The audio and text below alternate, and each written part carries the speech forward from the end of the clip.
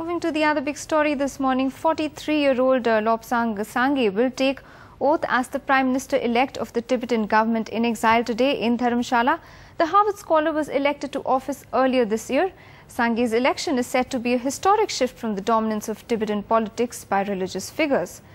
In an interview to NDTV, Sangay acknowledged that the Dalai Lama was irreplaceable, but said that he represented the restless Young Tibet. So my first question to you is, His Holiness the Dalai Lama has decided to devolve all his political responsibilities to an elected representative. Now that's you. That's a massive responsibility. How do you feel? Well, part excitement, part sobering. Excitement in the sense that I'm a Tibetan, and given my past family legacy and His Holiness' expectation that Tibetans stand on their own feet and lead the movement, time has come. Dr. Sangay, do you feel you would have enough authority to execute your responsibilities, considering most Tibetans wanted His Holiness the Dalai Lama to continue also as the political head? I share sentiments of the Tibetan people that His Holiness continue to lead us. But as he's said repeatedly, for the long-term interests of Tibet and Tibetan people, he is devolving his political power to elected leaders, and that we might not understand what he has decided now, but in the long run we will.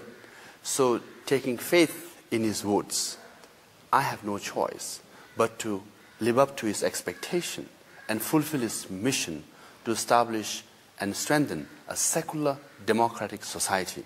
It's very interesting you've never been to Tibet, and if you haven't been to that country, you live here in Dharamshala, how do you plan to govern it from outside? I was not allowed to by the Chinese government. That's sad. On the one hand, they always say anyone can come to Tibet and see for themselves the reality. But on the other hand, I was in Beijing in 2005, and just 3 hours flight from Beijing to Lhasa, and they said I can't go because they don't have enough people to receive me in Lhasa. And that's a sad thing. So, having said that, it's about leading the Tibetan people, which in some sense difficult, yet at the same time natural, because my responsibility is to put Tibet and Tibetan people front and center, for which Tibetans inside Tibet and outside are united and in agreement that we should, do our best to fight for our freedom and elevate the suffering of Tibetans inside Tibet.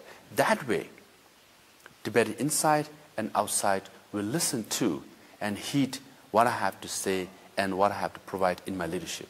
But what do you really want the West to do for your cause?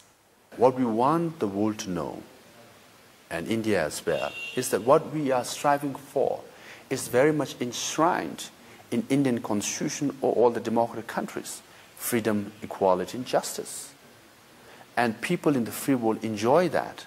That's all we want. NDTV's cricket app, Android and iPhone. Fastest scorecard, special analysis, and much more. Download free. ndtv.com/apps.